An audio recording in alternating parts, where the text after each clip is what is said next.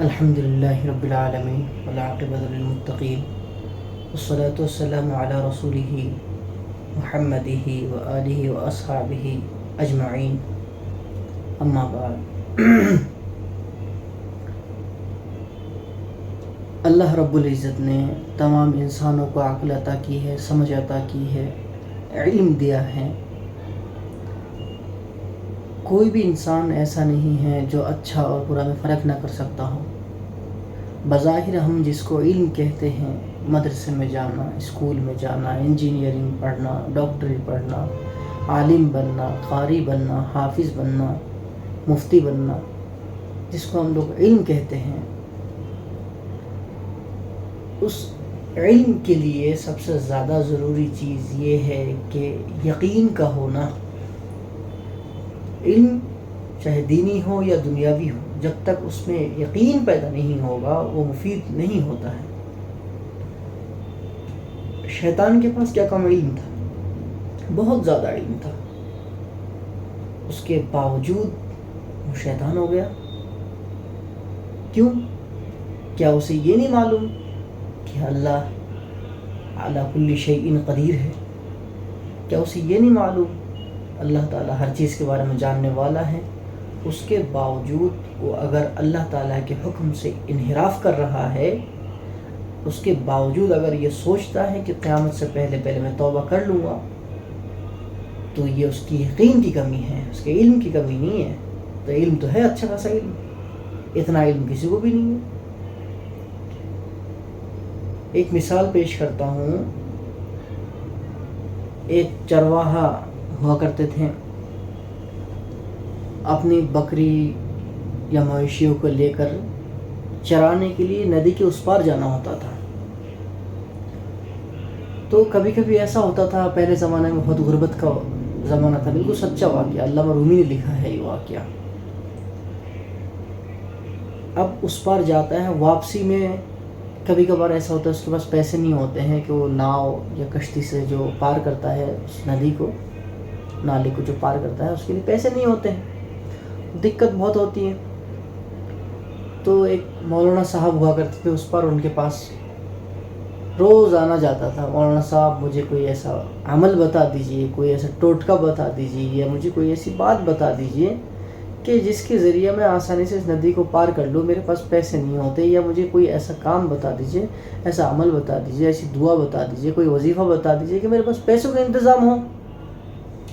تو روز روز پہنچا، مولانا صاحب کو کیا معلوم، مولویوں کی تنخواہ تو ایسی ہی 5,000 ہے آج کے زمانے میں، پیسوں کا انتظام اسے کیا معلوم، وہ خود اس کے پاس پیسوں کا انتظام خود کم رہتا ہے۔ اگر اسے ایسا وظیفہ معلوم ہو جس سے پیسے بڑھ جائے، خود ہی نہ کرنے لگ جائے۔ خیر، اب اس کا عقیدہ ہے، یہ مولانا صاحب بتائیں گے، قرآن و حدیث میں سے کچھ نہ کچھ بتائیں گے۔ آخر کار مولانا صاحب نے ایک دن تنگ آ کر پیچھا چھڑانے کے لیے کہہ دیا، بھائی ایک کام کرنا، ندی پار کرنے سے پہلے بسم اللہ پڑھ لینا۔ تو چرواہا نے کہا ٹھیک ہے، چلا گیا، اور مویشیوں کے لے کر بسم اللہ پڑھ کے ندی میں اترتا، اور ندی کے اوپر پانی کے اوپر سے چلا جاتا۔ وہ اپنے ذہن میں اپنے اعتبار سے اسے کوئی کمال ہی نہیں تھا، تو بسم اللہ کا کمال ہے، اور ہے بھی۔ اب اتفاق یہ ہوا کہ ایک دفعہ مولانا صاحب کا گھر جو تھا وہ بھی ندی کے اس پار ہی تھا، تو مہینے 2 مہینے میں کبھی کبھار جایا کرتے تھے۔ تو ایک دفعہ شام کے وقت مولانا صاحب جو ہے گھر جا رہے تھے، تو کشتی رک گئی، یعنی کشتی کا چلنا بند ہو گیا۔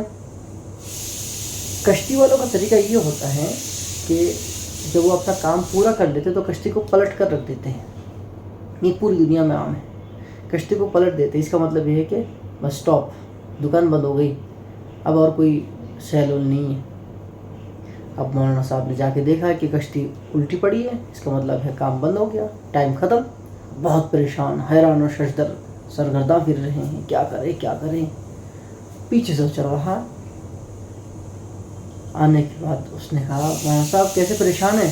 کرے اس پار جانا تھا، مجھے گھر جانا تھا، اور کشتی الٹی پڑی، کشتی والے سارے چلے گئے، ماجھی سارے چلے گئے۔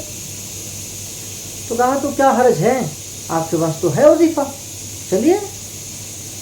میں بھی تو کہا کشتی کا انتظار کرتا ہوں، میں نہیں کرتا اور نہ ہی کشتی کی پرواہ کرتا ہوں، میں تو اپنا دیر سے ہی آتا ہوں، اپنے بکریوں کو اپنے مویشیوں کو خوب کھلا پلا کے گھاس، اور میں ایسی بسم اللہ پڑھ کے آپ نے کہا جیسے ایسے ہی پار کر جاتا ہوں۔ اب یوں کہہ کے وہ بسم اللہ پڑھ کے اتر گیا، کہ مولانا صاحب آئیے، آپ بھی آئیے بسم اللہ پڑھ کے۔ مولانا صاحب نے بسم اللہ الرحمن الرحیم اتر گئے، تو وہ آگے آگے پانی کے اوپر جا رہا ہے۔ تھوڑی دیر کے بعد اس نے جب پیچھے مڑ کے دیکھا تو مولانا کے یہاں تک پانی ہے۔ علامہ رومی نے لکھا ہے بسم اللہ تو اس نے نہیں پڑھی ہے، بسم اللہ اس نے ہی پڑھی ہے۔ ممکن ہے کہ مولانا صاحب نے تجوید کے معاملے میں اس بندے سے اچھی طریقے سے بسم اللہ پڑھی ہو۔ فرق کیا ہے؟ فرق یہ ہے کہ اس چرواہوں کو یقین تھا اور انہیں یقین کامل حاصل نہیں تھا۔ علم تو ضرور تھا کہ بسم اللہ سے ہر کام ہو جاتا ہے۔ میرے بھائی، صرف علم حاصل کرنے سے کام نہیں ہوگا۔ خاص کر کے طلبہ مدرسے سے متعلقین حضرات سے میں اس بات کو اور زیادہ شد و مت کے ساتھ کہوں گا کہ آپ کو ہر چیز کا علم ہے، مسائل کا علم ہے، فضائل کا علم ہے، لیکن اس کا یقین اپنے دل میں پیدا کیجیے۔ اگر یقین پیدا نہیں ہوگا تو سود مند نہیں ہوگا۔ اللہ تعالی ہمیں جتنی جانکاری، جتنا علم ہمیں حاصل ہو، اس کے مطابق عمل کرنے اور اس پر پختہ طور پر یقین کرنے کی توفیق عطا فرمائے۔ شیخ سعدی رحمۃ اللہ علیہ نے اس کو تعبیر اس طرح سے کی ہے کہ جس کے پاس بہت سارا علم ہو، عمل نہ ہو، یقین نہ ہو، تو اس کو کہا کہ 4 پائے برو کتابیں چند۔ کسی کے پاس صرف اور صرف علم ہونا ایسا ہے جیسے کہ کوئی میز ہے، یہ ایک میز ہے، اس کے اوپر چند کتابیں رکھ دی۔ اب یہ میز کس قسم کا عالم ہے؟ اسی قسم کا عالم ہوتے ہیں جن کے پاس علم تو ہوتا ہے، یقین اور عمل نہیں ہوتا۔ اللہ تعالیٰ ہمیں مزید ترقیات اور مزید توفیق عطا فرمائے تاکہ ہمارے اندر یقین کامل، پختہ یقین پیدا ہو جائے۔ وآخر دعوانا الحمدللہ رب العالمین۔